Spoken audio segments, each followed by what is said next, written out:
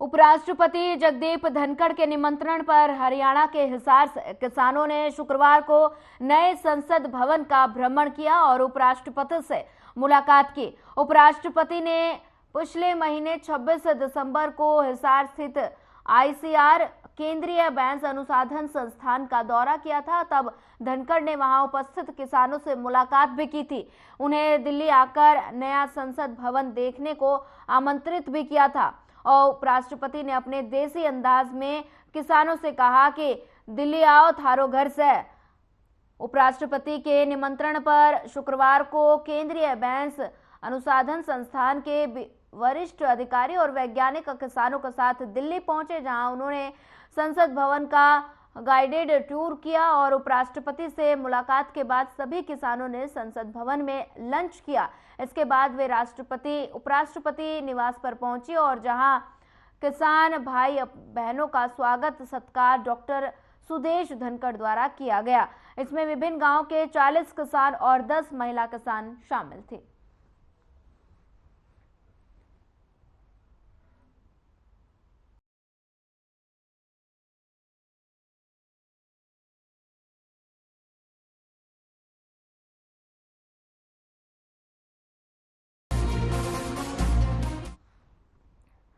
कुरुक्षेत्र में स्वामी विवेकानंद की जयंती पर राज्य स्तरीय समारोह का आयोजन, जिसमें सीएम मनोहर लाल ने भी की शिरकत। लोगों को संबोधित करते हुए सीएम ने कहा कि हमारी सरकार ने समाज के हित में कार्य किए हैं। पर्ची खर्च सिस्टम को खत्म कर युवाओं को रोजगार दिया जा रहा है।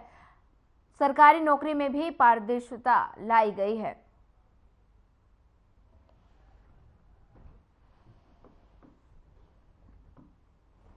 हमारे भारतीय जनता पार्टी के प्रदेश अध्यक्ष,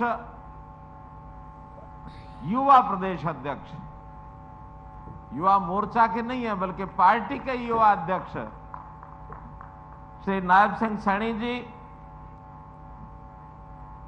हमारे मंत्री श्री संदीप सिंह जी, करनाल से हमारे सांसद भाई संजय भाटिया जी, थानेसर से हमारे विधायक भाई सुभाष सुधा जी, पार्टी के प्रदेश के सचिव श्री राहुल राणा जी, हमारे पार्टी के सभी महासचिव भाई मोहनलाल बड़ौली जी, श्री अर्चना गुप्ता जी, श्री सुरेंद्र पूनिया जी, भाई फणेंद्रनाथ शर्मा जी, उपस्थित सभी मेरी भाइयों और जो मंच पर बैठे हुए हमारे सभी प्रतिष्ठित नागरिकगण, अधिकारीगण और प्रदेश के कोने कोने से आए हुए मेरे युवा साथियों, वैसे तो प्रधानमंत्री जी के बोलने के बाद प्रोटोकॉल के हिसाब से उसके बाद भाषण होने नहीं चाहिए, लेकिन आज जैसे मौसम, सर्दी का ये मौसम, धुंध सब तरफ पड़ रही थी, लगातार मैं जानकारी ले रहा था। प्रातःकाल 8 बजे, 9 बजे, 10 बजे आसपास के जिलों से 10 बजे चलने वाले भी सब बसें लेट हो रही हैं। अभी तक भी अपने युवा साथी मंच में अपने पंडाल के अंदर प्रवेश कर रहे हैं। तो मौसम के कारण से मुझे भी चंडीगढ़ से, क्योंकि हवाई यात्रा आज मैं कर नहीं पाया, हेलीकॉप्टर चल नहीं पाया, देरी से वहां से चलने के कारण से विलंब हुआ है, लेकिन मौसम अपने हाथ में नहीं है। फिर भी आप इतनी बड़ी संख्या में, पूरा पंडाल भरा है युवकों से, मैं आपका अभिनंदन करता हूं, आपका स्वागत करता हूं। जैसा मैंने बताया कि आज देश के एक युवा सन्यासी स्वामी विवेकानंद, उनका 161वां जन्मदिन है। 12 जनवरी सन 1863 में उनका जन्म हुआ था और वो युवा सन्यासी देश के युवाओं के लिए प्रेरणा बने। आखिर वो प्रेरणा बने, उनका प्रारंभ का नाम हम जानते हैं, नरेंद्र नाथ उनका नाम था। और क्या संयोग है, आज के हमारे प्रेरणा के स्रोत हमारे देश के वर्तमान प्रधानमंत्री वो भी नरेंद्र मोदी हैं, और एक युवा सन्यासी 161 साल पहले जो इस भूमि पर आए थे, जिन्होंने इस देश की जनता को जागरूक ही नहीं किया बल्कि भारतीय संस्कृति को, भारतीय परंपरा को विदेशों में ले जाकर के स्थापित किया, ऐसे स्वामी विवेकानंद वो भी नरेंद्र नाथ थे। दोनों के अंदर एक सिमिलरिटी नाम की है।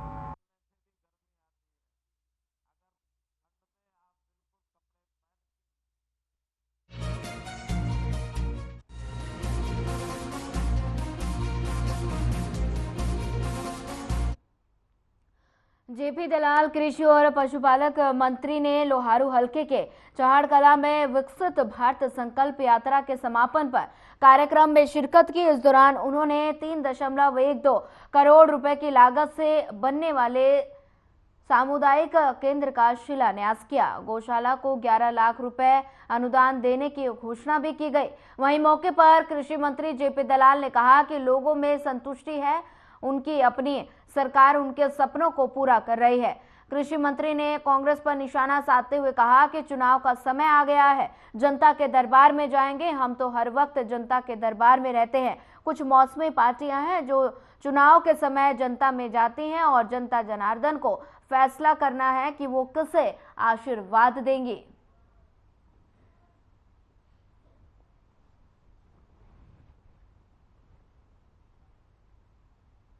हमारे क्षेत्र के बड़े गांव चहड़ कला के अंदर विकसित भारत संकल्प यात्रा का समापन समारोह हुआ है। लगभग हर गांव में ये यात्रा गई है और लोगों की समस्याओं का निवारण किया है। केंद्र सरकार की उपलब्धियां लोगों के सामने रखी है। लोगों में बड़ा खुशी का माहौल है और इस यात्रा के माध्यम से किसी को सिलेंडर मिले, किसी को बुढ़ापा पेंशन मिली, किसी के हेल्थ कार्ड बने, हर आदमी को कोई न कोई घर में बैठे लाभ मिला है। प्रशासन के अधिकारियों ने पूरा सहयोग दिया और ये एक अच्छी योजना है कि जनता के दरबार में जाकर के जनप्रतिनिधि हो, अधिकारी हो, उन्होंने उनकी सेवा की है।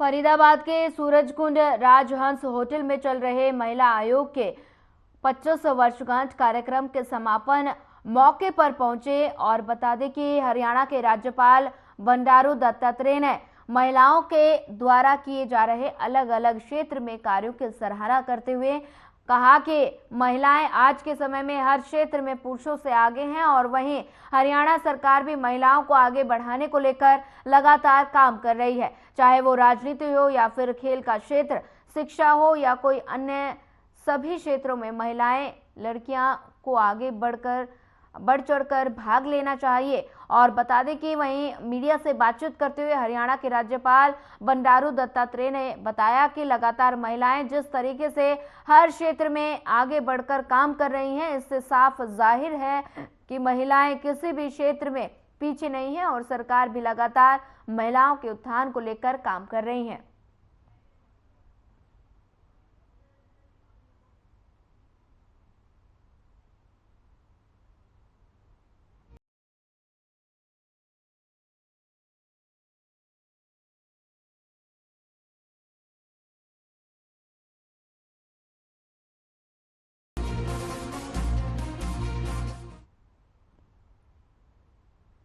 इंद्री हलके के गांव बूडनपुर के पास लग रही एलोंथ फैक्ट्री में बिजली लाइन के सप्लाई को लेकर पोल लगाए जाने को लेकर किसान और प्रशासन आमने सामने आ गए। किसानों ने इस लाइन का यहां पर लगाने का विरोध किया। किसानों की ओर से पुलिस प्रशासन की आपस में झड़प हो गई, जिसको लेकर पुलिस प्रशासन ने काफी किसानों को हिरासत में लेकर बिजली के पोल लगाने शुरू कर दिए। किसानों ने प्रशासन के खिलाफ नारेबाजी करते हुए प्रदर्शन किया। आपको बता दें कि इस फैक्ट्री में बिजली की सफाई को लेकर पहले भी विवाद हुआ था, कई पंचायतें भी हुई, लेकिन इस बारे में कोई समाधान नहीं हुआ।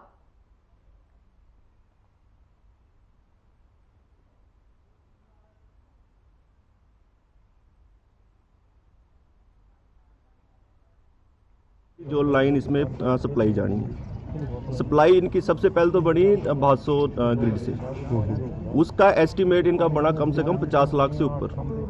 मैडम ने जो इनके ओनर है फैक्ट्री के, उन्होंने उससे दे दिया जवाब, भाई ये तो मेरे को बहुत ज़्यादा कॉस्टली पड़ रहा है। उसके बाद इन्होंने ग्रिड ढूंढा रामगढ़ गाँव में। उसके बाद इन्होंने सामने किसानों की ज़मीन दिखी और उसमें से स्ट्रेट बिल्कुल सीधी लाइन निकाल दी, जिसमें से कम ये रकबा आप ये लगा के चलो कि 10-15 एकड़ का खराब रकबा जो स्टेट लाइन में भी होना है। उसके बाद इन्होंने क्या बनाया, जब वो स्टेट लाइन ये 3-4 बार करने आए, वहाँ से उन्होंने निकलने नहीं दी उन जिम्मेदारों ने।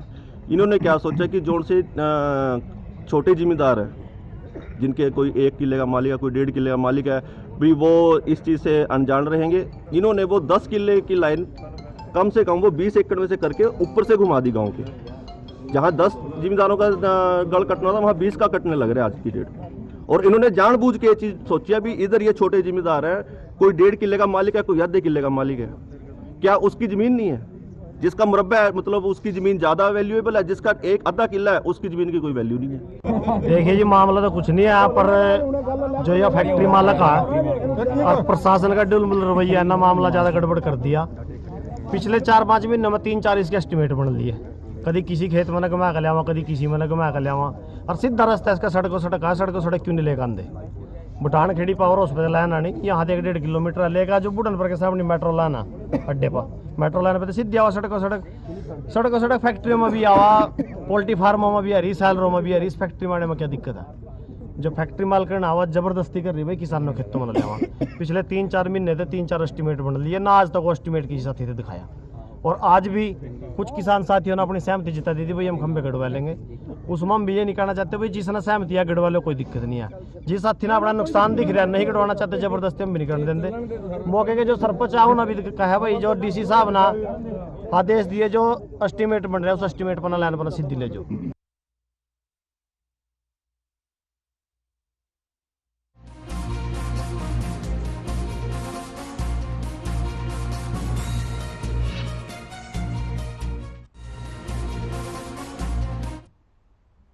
झज्जर में भ्रष्टाचार के खिलाफ विजिलेंस विभाग की बड़ी कार्रवाई देखने को मिली। यहां एक रिश्वतखोर पुलिस हेड कांस्टेबल को 2 लाख रुपए की रिश्वत लेते रंगे हाथ पकड़ने का मामला सामने आया है।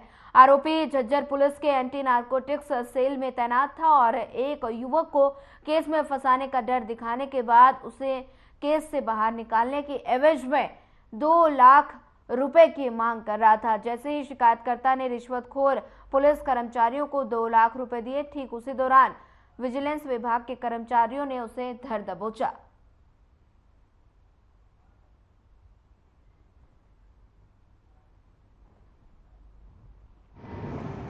आज हमें थाना भ्रष्टाचार निरोधक ब्यूरो रोहतक में सूचना मिली थी कि कोई शिकायतकर्ता है सोनू, जो कि जसोर खेड़ी का रहने वाला है और वो किसी भ्रष्ट कर्मचारी पर झज्जर में रेड करवाना चाहता है।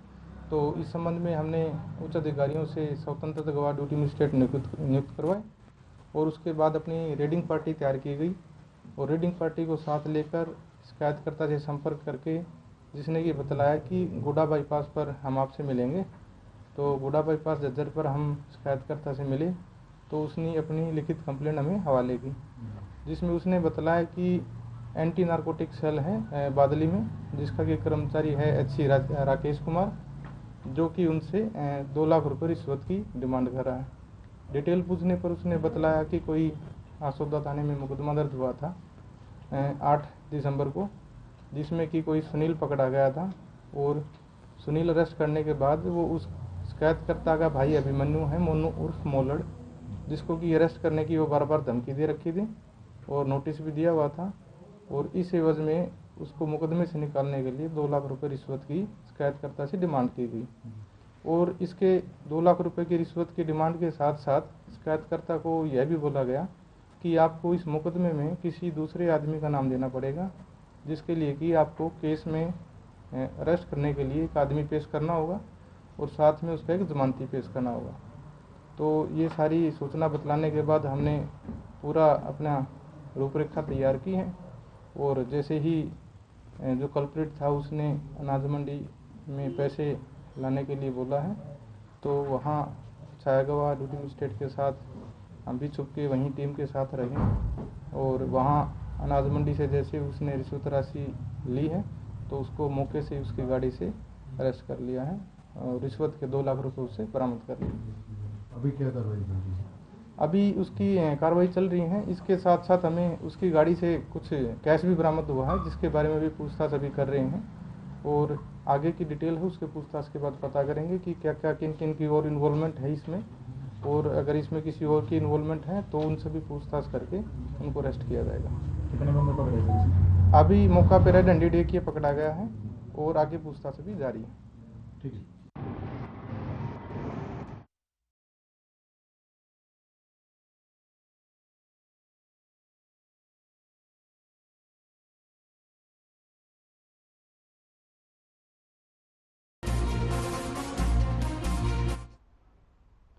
वेतन विसंगति दूर करने के लिए पिछले कई रोज से जारी पटवारी और कानूनगो के हड़ताल 10वें दिन भी जारी है और कड़ी सर्दी में पटवारी एसोसिएशन के बैनर तले पटवारियों की ओर से कानूनगो ने शुक्रवार को भी झज्जर लघु सचिवालय में धरना दिया और प्रदर्शन कर सरकार के खिलाफ नारेबाजी की। एसोसिएशन के जिलाध्यक्ष ने हड़ताल के चलते आम आदमी को रही परेशानी के लिए खेद जताया और कहा कि उन्हें दुख है कि सरकार की हठ धार्मिकता की वजह से उन्हें धरने पर बैठना पड़ रहा है और इसका खामियाजा आम जनता को भुगतना पड़ रहा है। साथ ही उन्होंने कहा कि सरकार से वार्ता को उन्हें अभी तक कोई आमंत्रण नहीं मिला है। उम्मीद यही है कि उनकी हड़ताल आगे भी जारी रह सकती है। उन्होंने आश्वस्त किया कि सरकार द्वारा मांगे माने जाने के बाद जब उनकी हड़ताल समाप्त होती है तो वो जनता के कार्य को प्राथमिकता के आधार पर जल्द से जल्द पूरा करने का प्रयास करेंगे।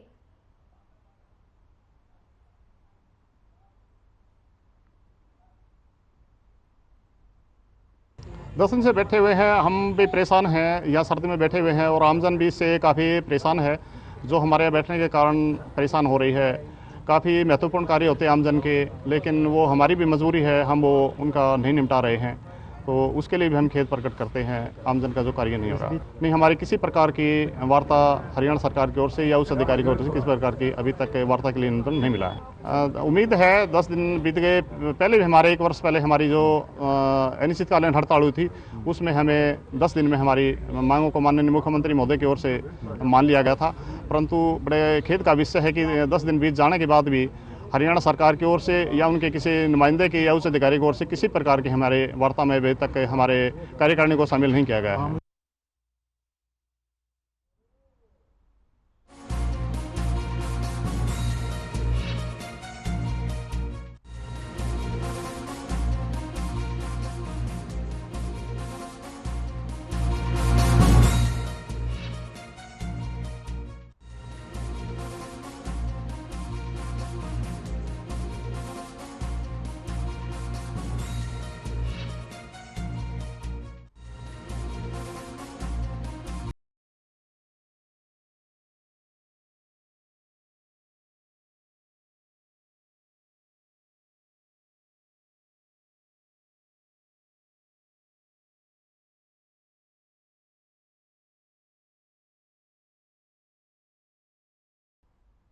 अपनी विभिन्न मांगों को लेकर झज्जर में राशन डिपो होल्डरों ने भी सरकार के खिलाफ मोर्चा खोल दिया।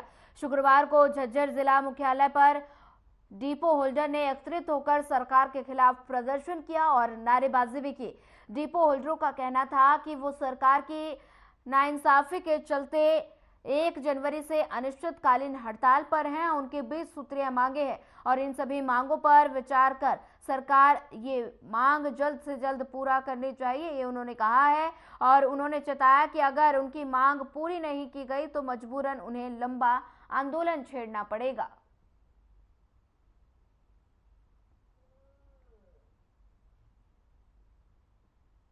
हमारी मांगे 20 मांगे हैं जी। वो एक तो हमारे को कमीशन 2% की बोल दिया था, वो अभी तक नहीं मिल रहा है।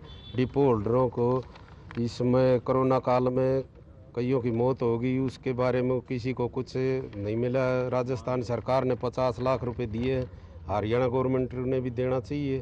तो हमारी एक और है कि हम बांटते हैं 300 रुपये पे डिपो कर दिया, तो 300 कार्डों पे तो वैसे कैसे चलेगा? या तो हमारे को 50,000 रुपये मान दे और या फिर हमारा 1200 कार्ड करें।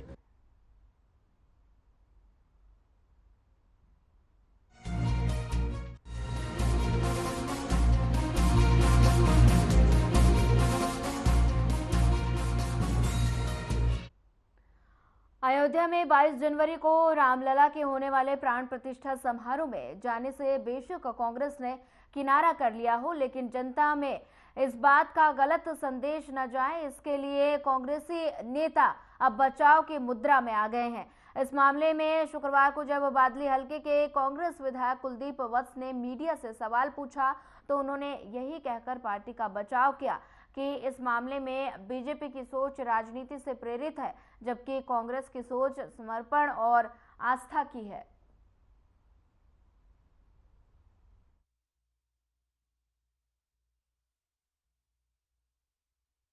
देखिए, ये पूरे बादली हलके की एक बड़ी रैली है और हमारे आदरणीय चौधरी भूपेंद्र सिंह हुड्डा जी, हमारे पार्टी के प्रदेश अध्यक्ष आदरणीय उदय भान जी और हमारे आदरणीय दीपेंद्र हुड्डा जी यहाँ रहे हैं। और ये ऐतिहासिक एक रैली होगी, जो एक जन आक्रोश जो रैली है, ये लोगों में आज पूरे हरियाणा में जो आप रैली देख रहे हो, ये पूरे हरियाणा की एक ऐतिहासिक रैली की बादली हलके की मासूली गाँव में होने जा रही है। और मुद्दे बहुत है, मुद्दे चाहे भ्रष्टाचार के हैं, चाहे महंगाई के हैं, चाहे युवाओं के रोजगार के हैं, चाहे आज ओवरलोडिंग के नाम पे हमारे युवाओं को मारा जा रहा है, चाहे बिजली के नाम से छापे डाले जा रहे हैं, तो गरीब को, मजदूर को, हर व्यक्ति को मारने का आज काम किया जा रहा है। इसकी रैली है।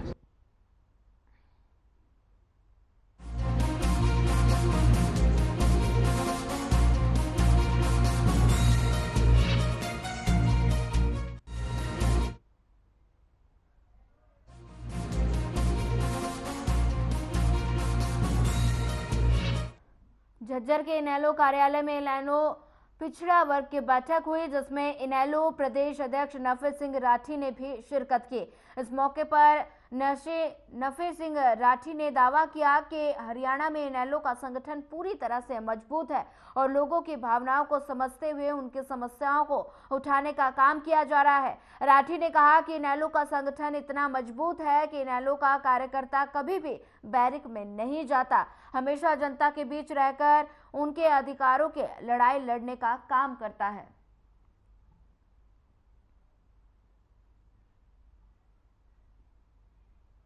आज बीसी प्रकोष्ठ की मीटिंग के लिए हमारे राष्ट्र प्रदेश संयोजक आए हैं पवार साहब, और 14 तारीख को परसों पूरे हरियाणा का बीसी सम्मेलन है सिरसा में, तो पवार साहब उसका निमंत्रण देने के लिए आए हैं।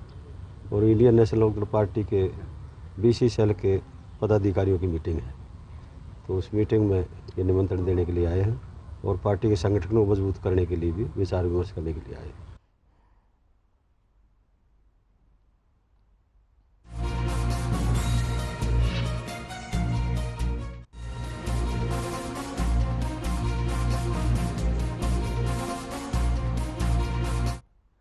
दक्षिण हरियाणा बिजली निगम के जुलाना सब डिवीजन के 119 करोड़ रुपए उपभोक्ता की तरफ से बकाया है, लेकिन अब बिजली निगम एक्शन मोड में नजर आ रहा है। जुलाना डिवीजन ने डिफाल्टर उपभोक्ताओं को 3 दिन का अल्टीमेटम दे दिया है। अगर 3 दिन के अंदर बकाया बिल नहीं भरा गया तो उनके कनेक्शन काट दिए जाएंगे। और इसी को लेकर शुक्रवार को जुलाना सब डिवीजन के उपमंडल अधिकारी अशोक कुमार ने कहा कि उपभोक्ता ने बिल भर रहे हैं और ना ही प्रदेश सरकार के अंत्योदय फैमिली योजना के तहत बिल माफ करवा रहे हैं। ऐसे में अब उनके खिलाफ सख्ती से निपटने की आवश्यकता है।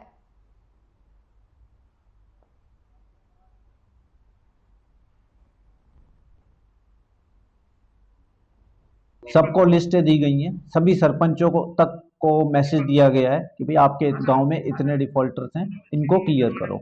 लगभग कितना अमाउंट बकाया है जुलाना में? 119 करोड़ के आसपास बकाया है और धीरे धीरे वो कम होता जा रहा है। डिस्कनेक्शन करेंगे सबका, क्योंकि जैसे हमारे जगमग स्कीम भी चल रही है, जगमग स्कीम में डिफॉल्टर्स को हम कनेक्ट ही नहीं करते हैं ताकि वो स्कीम से आके जुड़ें, जिसको बेनिफिट मिल सकता है, नहीं तो अपने किस्तों में इसको जो भी बिल बकाया उसको पे करें।